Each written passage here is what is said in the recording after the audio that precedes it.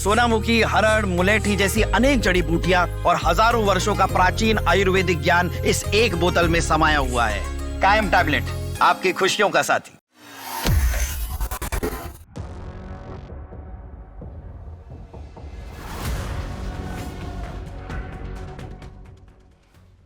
महाराष्ट्र की राजनीति में अजीत पवार के निधन के बाद से हलचल मची हुई है। उनके निधन के 3 दिन बाद ही सुनेत्रा पवार ने डिप्टी सीएम के पद की शपथ ली। इसके बाद से चर्चा तेज है कि वो एनसीपी के राष्ट्रीय अध्यक्ष के तौर पर भी जिम्मेदारी संभाल सकती हैं। इस बीच चर्चा ये भी है कि एनसीपी का विलय भी हो सकता है। हालांकि अभी तक पुष्टि नहीं हुई, लेकिन 9 फरवरी की तारीख पर सबकी निगाहें टिकी है। कहा जा रहा है कि 9 फरवरी को महाराष्ट्र की राजनीति में कुछ बड़ा हो सकता है। ये हलचल बीजेपी से लेकर एनसीपी और शरद गुट को हिलाकर रख सकती है।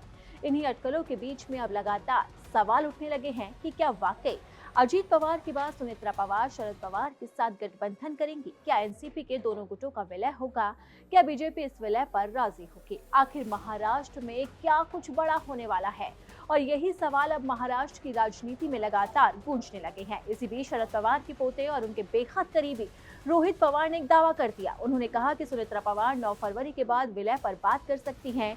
दरअसल बीते कुछ दिनों में अजीत पवार गुट की एनसीपी के कई नेताओं से बात हो चुकी है, लेकिन रोहित पवार विलय को लेकर उत्साहित दिख रहे हैं। वो अजीत पवार के रिश्ते में भतीजे लगते हैं। रोहित पवार ने कहा है कि इस पर अभी तक परिवार में कोई बात नहीं हुई। हम 13 दिनों की अवधि के बाद इस पर बात करेंगे। सुनेत्रा काकी ने डिप्टी सीएम के तौर पर जिम्मेदारी संभाली है।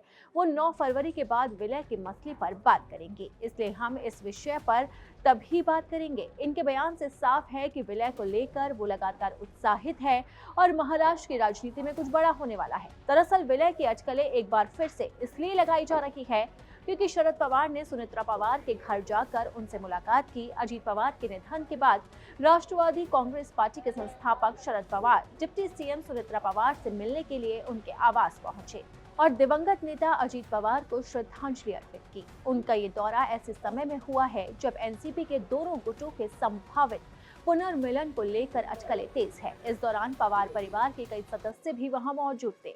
इससे पहले खबर ये भी सामने आई थी कि शरद पवार के साथ दिवंगत नेता अजीत पवार के दोनों बेटे पार्थ और जय पवार एक कमरे में बंद मुलाकात में शामिल हुए। कहा जा रहा है कि इस बैठक में अजीत पवार का बारामती में एक स्मारक बनवाने को लेकर मंथन हुआ। माना यह भी जा रहा है कि अजीत पवार गुट इस मौके को करीब आने के लिए सही मान रहा है।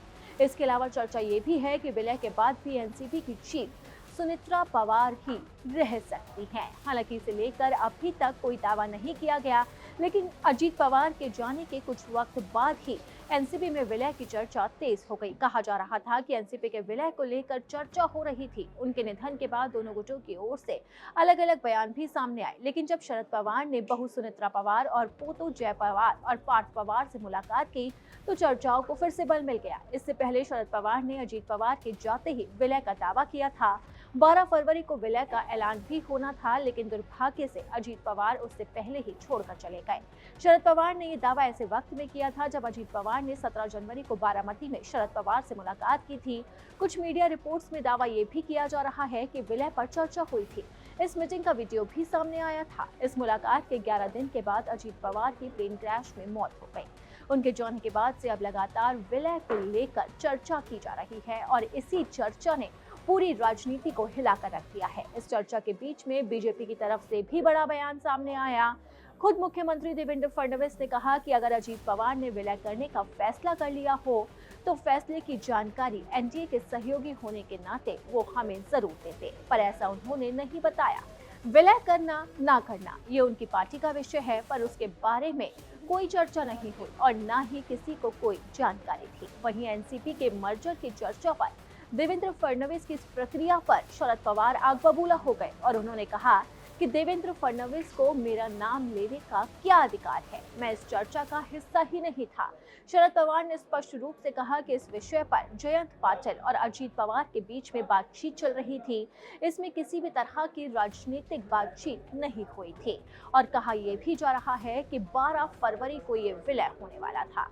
आपको बता दें कि ये चर्चा ऐसे वक्त में हो रही है जब एनसीपी का बीजेपी के साथ गठबंधन है। 2024 के विधानसभा चुनाव में बीजेपी, शिवसेना और एनसीपी एनसीपी की महायुति ने बड़ी जीत दर्ज की थी और 288 सीटों में से 230 सीटें जीती। इनमें बीजेपी ने 152, शिवसेना ने 57 और एनसीपी ने 41 सीटें हासिल की थी। भले ही विधानसभा चुनाव अजीत पवार ने एनडीए के साथ लड़ा हो, लेकिन हाल ही में निकाय चुनाव में एनसीपी का विलय हुआ था। दोनों गुटों ने साथ में चुनाव लड़ा था, लेकिन अजीत पवार और शरद पवार को मिलाकर भी परिणाम उत्साहजनक नहीं रहे थे। इसके बाद दोनों गुटों में एकता की चर्चा जोरों से चल रही थी, लेकिन अब हालात बदल गए हैं। राजनीति में फिलहाल वो शरद पवार के साथ शायद ही जाए और अजीत पवार के परिवार से नेतृत्व को खड़ा कर ही आगे बढ़े।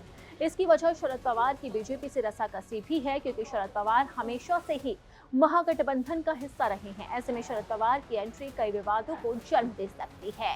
हाल ही के चुनाव में देखा है हमने कि शरद पवार ने हमेशा से ही महागठबंधन का साथ दिया है और उनके निशाने पर बीजेपी रही है। यही वजह है कि अजीत पवार ने शरद पवार से अपने किनारों को अलग कर लिया था और वो एनडीए के साथ चले गए थे, और इसी का नतीजा था कि उनकी पार्टी को भी जीत मिली थी और उन्होंने महाराष्ट्र में डिप्टी सीएम के तौर पर शपथ ली थी। लेकिन राजनीति में कब क्या हो जाए इसका अंदाजा कोई भी नहीं लगा सकता है। राजनीति में इसी बात का लगातार अंदाजा अब लगाया जा रहा है कि एनसीपी का विलय हो सकता है, लेकिन इस विलय को क्या बीजेपी मंजूर करेगी? क्या बीजेपी शरद पवार की एंट्री पर हामी भरेगी? इसकी एक बड़ी वजह यह है कि शरद पवार कभी भी बीजेपी को पसंद नहीं करते हैं और बीजेपी की भी हमेशा से ही शरद पवार के साथ तकरार रही है। यही वजह है कि एनसीपी के विलय को लेकर लगातार संशय बना हुआ है। लेकिन कहा यह भी जा रहा है कि अगर एनसीपी का विलय होता है तो शरद पवार महागठबंधन का साथ छोड़ सकते हैं, लेकिन अभी तक ना तो खुद शरद पवार ने इस बात को लेकर कुछ कहा है और ना ही उनकी पार्टी की तरफ से कुछ आधिकारिक बयान सामने आया है। लेकिन राजनीति में चर्चाएं जोरों पर है, तो अब इन चर्चाओं को क्या बल मिलता है? 9 फरवरी को सुनेत्रा पवार क्या फैसला लेती है? महाराष्ट्र की राजनीति में अब क्या नया मोड़ आता है, ये तो आने वाला वक्त ही बताएगा। लेकिन फिलहाल जो सियासत में तस्वीर उभरती हुई नजर आ रही है वो साफ संकेत दे रही है कि बीजेपी कतई शरद पवार के साथ जाने को राजी नहीं होगी और सुनेत्रा पवार को ही एनसीपी के अध्यक्ष के तौर पर सामने लाया जाएगा। अजीत पवार के प्लेन क्रैश में जाने के बाद बीजेपी ने साफ तौर पर कह दिया था कि डिप्टी सीएम का पद सिर्फ और सिर्फ सुनेत्रा पवार के पास ही रहेगा और सुनेत्रा पवार ने 3 दिन के बाद ही उप मुख्यमंत्री पद की शपथ भी ले ली थी और उन्हें कई मंत्रालय भी सौंपे गए। अब बीजेपी की जो नजरें हैं वो सुनेत्रा पवार के सिर्फ और सिर्फ इसी फैसले पर टिकी है कि वो एनसीपी के विलय को लेकर क्या फैसला लेती है। फिलहाल अब सुनेत्रा पवार पर निगाहें टिकी है, तो अब देखना होगा कि सुनेत्रा पवार का फैसला क्या होता है। क्या वो दुश्मनी को भुलाकर एक बार फिर से शरद पवार की पार्टी के साथ हाथ मिलाएंगे या फिर एनडीए के साथ ही कदम से कदम आगे बढ़ाकर एनसीपी को आगे करेंगे? ये सब देखने वाली बात होगी। अगर आपको हमारा ये वीडियो पसंद आया तो इसे लाइक और शेयर जरूर करें।